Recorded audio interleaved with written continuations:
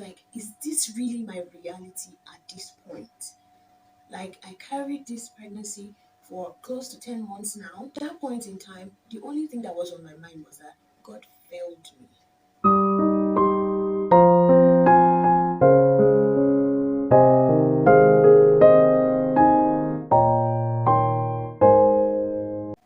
Hi guys, welcome back to the Faith and Family Show with your Calibers. My name is Oluseyi and I'm filming from Port Harcourt, Nigeria. On this channel, we talk about faith and family, which includes, marriage, babies, pregnancy, and also presently I've been shooting a pregnancy series. And if you have not watched any of it, please go back to those videos and watch them so you would understand some of the things I'm talking about today. Thanks for all your likes and loves on our previous videos. Thanks for all the congratulations and the prayers for safe delivery. Obviously, God has answered our prayers. Our baby is here. We are not seeing the baby in this video until the next one, hopefully. But I'm here to share my birth story. My dears, sit back and enjoy because it's a long one, okay? If you're new here, consider subscribing, give a thumbs up if you enjoyed the video. So let's go straight into it. Let's not waste much time. Okay, so, my dears. Okay, so, um, because my pregnancy was late term, I think that's what they call it when it's past 41 weeks. As in, when it was already like 40 weeks, I was, in fact, 38 weeks. At 38 weeks, my doctor was already saying stuff like, okay, I should get ready, I should pack my bags and get ready because anytime from now, if the baby shows up, everything will be fine. Because I had a labor scare some weeks before then, and I was given some medication to keep me up, like so that I don't put to bed before time. Like they said, the baby might have some health challenges if I put to bed before 38 weeks. So I was given some medication and all that. So by the time I was 38 weeks, the doctor was like, anytime from now is fine if the baby decides to come. So I took my maternity leave from work. I had to leave work, in fact, a week earlier because I wasn't feeling myself. I was weak. I was becoming sluggish and all that. So I left and I was at home hoping that anytime from then I'll go into labor. But my friends, my dears, I didn't go into labor. 39 weeks came, it went, 40 weeks, 41 weeks. And I was like, what's going on? I didn't think this was going to happen. I mean, I ate my Christmas rice and stew. I was still heavily pregnant. And by then I was thinking I'll have my baby before Christmas or something. Before I knew it, New Year came. Hmm. And it was like, is something really wrong? Is something going on well? About 41 weeks or so, I was checked. One of the doctors that usually attend to me, she is a female. She came and she did vaginal checks on me, and she was like, my cervix is really tight. That what's the reason for that? And then she said, if it remains like this up until when I'm due, my due date, then that means I'm going in for CS. Yes, cesarean section. And I was like, oh, no, that's not my prayer. I did not pray for it. My mom was there with me that day while I was being checked. And she was like, no, God forbid. It's never happened in my family. It has never happened in my generation. I'm not going to be the first person, blah, blah, blah. God forbid, it's not going to happen. Nigerian moms and their drama, right? And I also prayed against it. I told God I didn't want CS, I didn't want any emergency, any problem, anything. And I believe God would answer. And God did answer. But let's see. Okay, so on that particular day, on the 4th of January 2023, I went to church. I did some exercises. I ran up and down the staircase, hoping that something would happen. After everything, I went home and then I did the Miles circuit. You know what they call Miles circuit? It's a video I saw on YouTube, an exercise kind of that is proven to induce labor.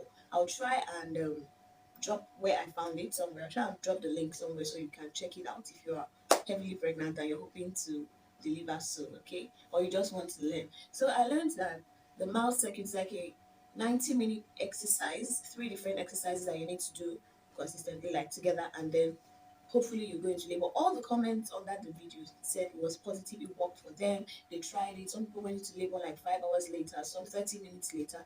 So I had tried it around 38 weeks. I felt something, but when I went to bed and slept, everything subsided.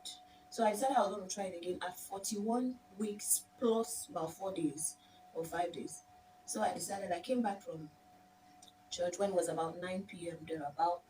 I played the video. I had it on my phone already. I played the video from beginning to the end. It's a 90-minute video. I played the video. I did all the positions. I followed it, every single thing there. And by the time I was done, I took a shower and was supposed to go to bed. And I started feeling what I think I thought then were contractions. But I was like, is this a real one? Or because I felt something like this some weeks ago, but when I went to bed, it was fine. I didn't feel anything. So I decided, let me go to bed again and see if this is going to progress. So I went to bed, and funny enough, in the middle of the night, the contractions were coming and going. I'll feel it, I'll feel it, I'll feel it, I'll feel it, and then when I'm thinking, maybe I should call for help, I should call my mom or something to go down again, and I'll sleep off again. It kept on happening up until about 4 a.m. I had to, I was even calling for help. I was calling my mom. I was trying to call her, but she didn't hear me. She couldn't hear me. So when it subsided and I felt a bit better, I came down from the bed and I told my mom, I think I'm feeling something. Oh, she jumped up and she was like, oh, what is it? And I explained to her. She said, okay, just get ready. How are we going to get to the hospital? It's still, no, it's not yet daybreak. I said, don't worry, it's not yet that strong. Let me just take a shower. I made breakfast. I made a pot of jollof rice. At least a woman that is going to put to bed needs to eat, right? So I made a pot of jollof rice. I ate a little, I put the rest in my cooler. And when it was about 6:37, before 7 actually, we left home and went to the hospital. When we got there, the doctor checked me again, vaginal checks again, putting his hand into that. I hate that part. I hate that thing. I don't know. If you've ever been checked, if you've ever had a vaginal examination, and please tell me how it feels, because that thing, I hate that thing, I beg. Please. When he checked me, it was like, just about 2 cm dilated. And I've heard before that to be completely dilated, you need to be about 10 cm. So when he said 2 cm, it was like, okay, let's hope that before the next few hours, I'll be like close to 10 cm, and then I'll deliver my baby and go back home. Like I said in my previous video, I prayed to finish everything about delivery in 24 hours. That was my prayer.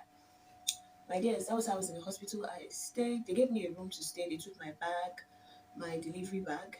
If you watch the bag, the delivery video, delivery bag video where I showed what I had in my hospital bag, you will notice that I mentioned that I did not pick some things. I reduced some of the things the hospital gave me.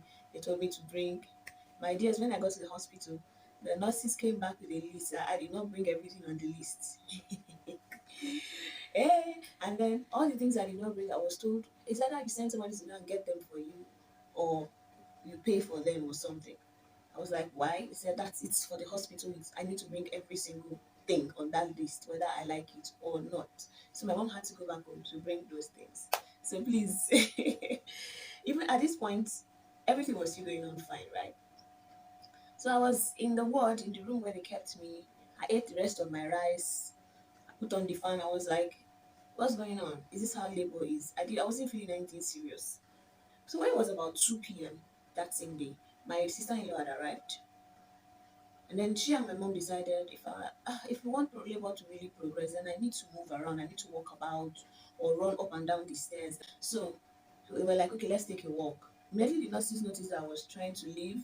They said, no, I can't leave. No, no, no, no, I'm not allowed to leave since I'm in the hospital. I have to remain there. The best I can do is to walk around the compound. So about that time, one of the nurses checked me again and then did some kind of things and said whatever she was doing was going to make the labor to progress and the baby would come and all that. My dears. And then they gave me one injection and they were like, that injection will help me. I think it was an inducement injection, like I read online. Oh, they did. Nigerian hospitals, they don't tell you what they're giving you. Very bad. Well, so after that time, after they gave me that injection, from around 3, 4 p.m., he said I should be moving around. I was walking about, I was jogging, I was doing different kind of exercises within the hospital premises. My dears, I was there till about 6 or 7 p.m., about 6 p.m., 6:30. Then the doctor came out and said, I should go in again, let him check me to see how far. By this time, the contractions were close. I was like every 5 minutes. But according to the nurse, it wasn't as close as it should be. and it wasn't elongated. It was to still come and then go. And if I'm going to go into labor, it's supposed to come and prolong, and then before you know, I'll push and the baby will be out. My dear, my people. So the doctor checked me again, and like I said before, I hate vaginal examinations. I hate, like, it's painful, it's uncomfortable. So as he came and tried to put his hand again, I screamed, I shouted, and it was like, "You're embarrassing me. What are you doing? The baby is going to come through this point, to this place. Why are you making noise? Why are you shouting? Why are you doing this? Why are you doing that?" And then he checked, he forced himself, and then when he finally checked, he was like, "I'm not really dilating, I'm just about 4 cm." I'm like, "What? From morning till now, almost how many hours? Almost 10, 11 hours. 4 cm as at now." My God, I broke down. God of mercy. Hey, hey. Strong woman, strong woman. I wasn't strong again, but yeah, I broke down. I started crying. I was crying. I was shaking. I was vibrating. I was like, "God, what's this? This is not what I signed up for. This is not what I prayed for." The bombshell, the straw that broke the camel's back was that the doctor said, since I'm not dilating, the only option right now is CS. Yes, cesarean section. That means I'm going to be cut open and the baby will be brought out because I wasn't dilating. My cervix is too tight. Hey, at this point, this is what Yorubas call Adura Dugidi. Like, prayers became incantations. Like, we started, it was like we're now making incantations, not like praying again. I broke down. I couldn't pray. I started crying. I was like, "God, this is not what I prayed for. This is not what I asked for." I already put out a video on YouTube telling people that I prayed for this, and God answered my prayer, and I'm sure, and I'm this, and I'm that. At this point, my system, everything turned upside down. I started feeling like I needed to use the toilet. I started feeling like I needed to throw up, vomited. I did all sorts. Hmm. My mom was like, "No, no, no, no, leave her alone. She's going to deliver. She's going to have the baby. She's not going to do any CS, blah, blah, blah, blah." The doctor didn't even care about us. Look at what he did. He just called my sister-in-law's husband and said, "Is the man around here?" He called him aside and told him everything he needed to tell him. And then he put a call across to my husband because my husband was not there. Is out of town. So, and then before I knew it, calls were coming in. "Okay, don't worry. If that is the option, just take it. You need to be alive and your baby. We are not going to take a risk." I was like, is this really my reality at this point? Like, I carried this pregnancy for close to 10 months now, and then people are telling me that I'm going to deliver via cesarean section. Like, I don't know. The mindset of everyone around is cesarean sections are for lazy women, or maybe when your baby is breached. My baby is not breached. All the scans show that the baby is head down. Everything has been fine. I mean, I'm supposed to just push. So what's the point? Why are you telling me my cervix is tight? Story, story, story. Before I knew it, payment was made, and they said, "Take off your clothes." They helped me, took off my clothes, and in the twinkling of an eye, your dear sister landed on the theater table. At this point, you don't want to hear what finally happened. My people, imagine how everything turned out. God. If someone told me I'll sit down here, make this video, and have a smile on my face, I'll tell you it's not possible, because at that point in time, the only thing that was on my mind was that God failed me. I was like, "God, I made a video of this. I posted it. People have probably watched it and they believe it with all their heart, and they're keying into this vision, into this testimony. So what exactly is going on? Am I going to be caught? Am I?" Before I knew it, 3 doctors appeared. Okay, 2 doctors in addition to the other doctor. They appeared. They started bringing out their surgical equipment. They started arranging them. They started wearing their, I don't know, all those things they need to wear. They put on their clothes, put on everything, wore their surgical gloves. One doctor was somewhere on my left hand side. He was introducing himself. "I'm Doctor blah blah blah." Who cares about your name at this point? Like, I'm the one that will give you the anesthesia. These things, don't worry, it's not going to be very painful. In my mind, I was like, "What's this one saying?" I was speaking to God in my heart. I was like, "God, is this how you're going to feel me? Is this how my life is going to turn out? Am I coming out of this place alive? Is my child coming out of this theater alive?" Like, I've never been caught in my life. The best is I have an injury somewhere and then we treat it. But to be caught, surgery, me, how? Hey, my mom was crying. She had called every member of the family, probably called pastors. I guess everybody was praying at this point, praying for safety. Nobody was praying that, oh, let her just deliver like the Hebrew women. My dear, the definition of Hebrew women actually should have been delivering your baby safe and sound, coming out alive with a child, regardless of whether you were caught or whether you pushed. It pained me deeply to my brain, to my heart, that I had to go through labor for so long and still ended up being caught. You see those people that always say stuff like, oh, she couldn't push, she was too lazy, and then that's why she had to go for CS. They need to be slapped. Like, how heartless can you be? You know? Hmm. Well, before they started the operation, before they gave me anesthesia and all that, I was having contractions.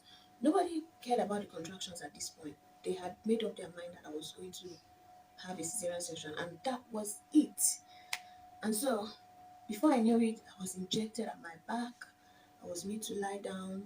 Everything started. Before I knew it, the doctor was like, I should try and lift my leg. I tried it the first time. I couldn't lift my leg. I felt like from my waist or from my chest down, I didn't feel anything. Everything was just blank. I said, today, not today. At that point, the only prayer I could pray was, Lord, into thy hands I commit my spirit. Excuse me. And then the spirit of God was like, it's not just your spirit you need to commit now, even your body. I was like, what if I die? Okay. I tried to be positive. I was like, okay, Lord, into thy hands I commit my body and my spirit. Please don't leave these doctors to do this job on their own. Let the host of heaven join them. That was the only thing I could say at this point because my fate was sealed. Anything about pushing the baby out was gone. It wasn't about the baby was big. It wasn't about the baby was breached. It wasn't about all those pre all those medical stuff. The only thing they said was the cervix was tight and I wasn't dilating and they didn't want the baby to remain like that for too long and all that and all that.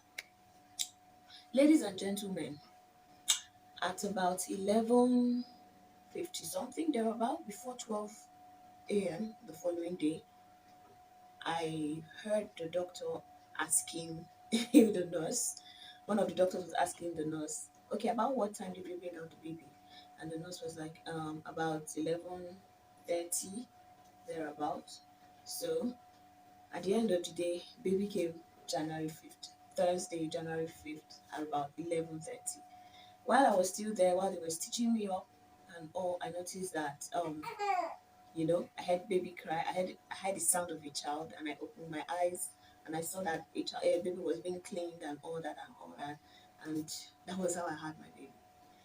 My dears, it was an experience, a different kind of experience, one that I've never experienced in my life, one that you need to experience to really understand.